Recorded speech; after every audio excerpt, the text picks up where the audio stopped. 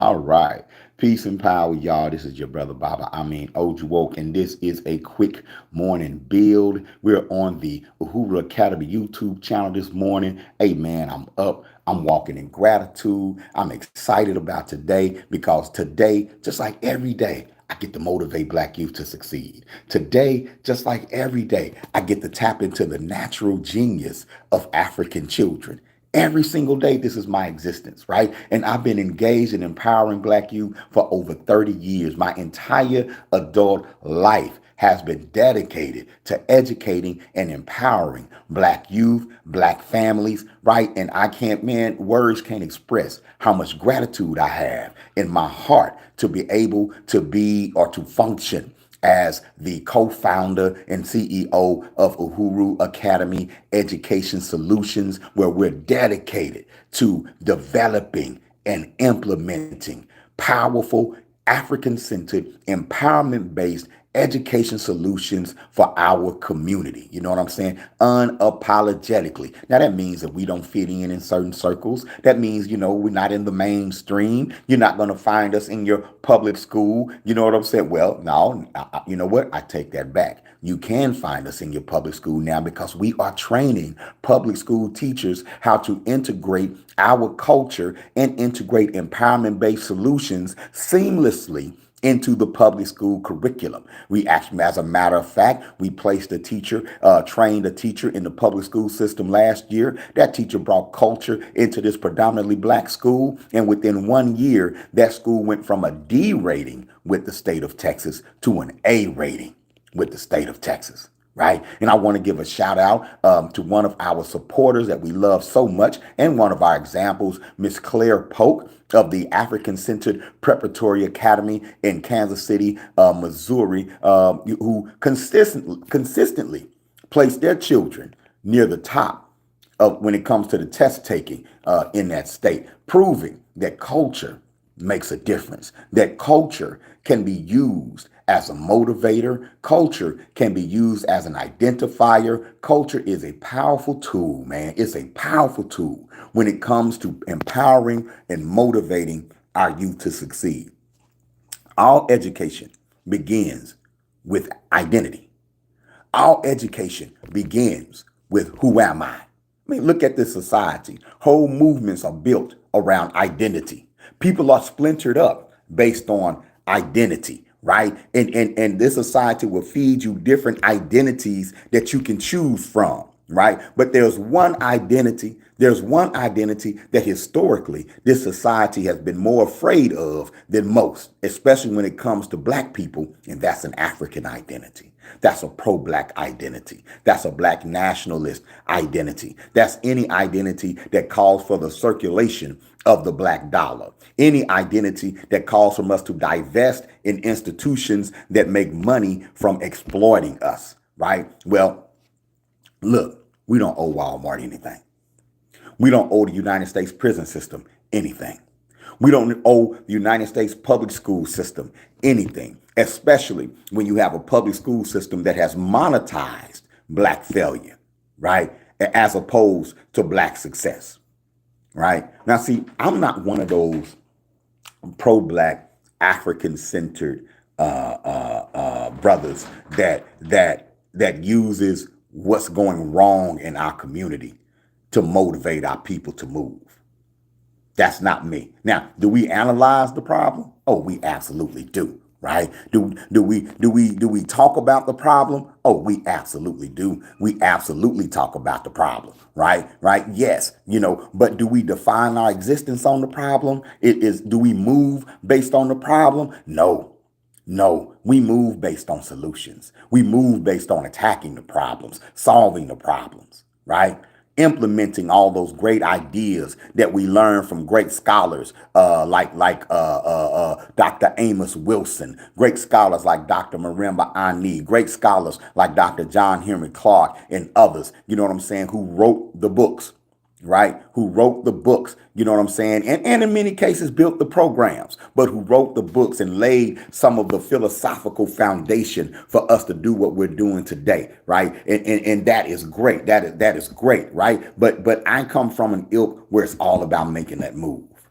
It's all about testing these theories. It's all about getting out into our community and building the institutions that we need to build, right, in order to get where we need to go. And doing it without permission. Getting it done because it needs to be done, right? And when you do that, when you become a mover, when your mindset is on implementation, right, you can't be doom and gloom. You can't look at the enemy and look at systemic racism and believe that it's insurmountable. You can't believe that it's infallible. You can't believe that it's invulnerable. That you can't believe that. You can't believe that there's no solution. You can't believe that, well, the best we can do is just go along to get along. No, no. If you believe in revolution, and don't be scared, revolution just means a radical change, right? Revolution just means a radical change. And when you're suppressed systemically, you need a radical change. When you're steeped in generational poverty, you need a radical change. But not just a radical change from the outside, you need a radical change on the inside. Matter of fact, that radical change on the inside has to take place first before you can do make any meaningful impact on the outside, right? And that's very, very important to understand.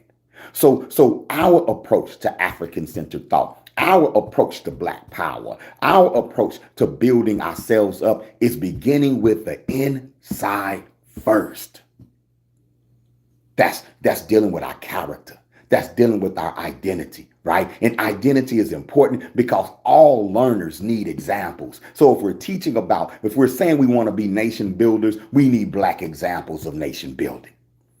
If we're saying we're going to be good stewards of our economy and our funds, then we need examples of us historically being good stewards of our economy and good stewards of our funds. If we want to strengthen our families, we need Black examples of us maintaining strong families, maintaining strong communities.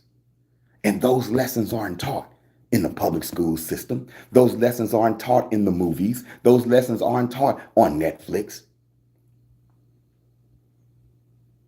But for the past 100 and some odd years, there's been a powerful movement worldwide of Black people recapturing our story, recapturing our history, taking over the narrative, and preparing curriculum that we can use to empower our children to take us in the direction that we need to go.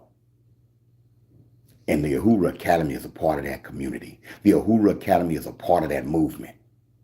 And you can be a part of that movement too. Being African-centered don't mean sitting at home blaming the white man. Being African-centered is not about black gloves and raising the black fist and walking up and down the street screaming Black power. I mean, when necessary, that's a part of it. But that's not the crux of it. Being African-centered, being pro-Black is about building Black-owned businesses. It's about cultivating and developing Black-owned land and building safe spaces and Black-owned institutions for us to unapologetically be ourselves and develop how we need to develop. And don't worry, everyone is better off when we're at our best. White people are better off. Latino people are better off. The world is better off when we're at our best. And anyone who doesn't want us to be at our best, they're either afraid or they're getting rich off of us being at our worst. So this was just a quick build this morning, saying that it's all about being at your best, getting your rest, studying, praying, getting up early, working on your goals. That's pro-Black. That's Black power. And that's what we're developing at the Uhuru Academy. We're developing young scholars, global citizens who will grow up with a mantra, with an internalized push to always perform and be at their best. Now, what's wrong with that?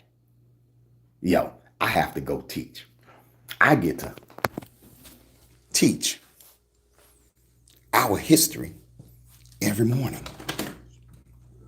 at an African-centered school, a Black-owned African-centered school. I'm at UASC International right now, and I'm about to go teach an African history course. I have my own program as well, the Uhuru Academy on Private School, that is now enrolling, right, from kindergarten through 12th grade. We're not just talking about it. We've been about it. And we're entering our 12th year. Look, man, it's about excellence. It's about Black excellence, African centered excellence. I pray all of you achieve success today. Don't be a crash dummy. Don't crash yourself out. And don't allow what you see in society to frustrate you and to stagnate you. Make it spark you into action. I'm out. Peace.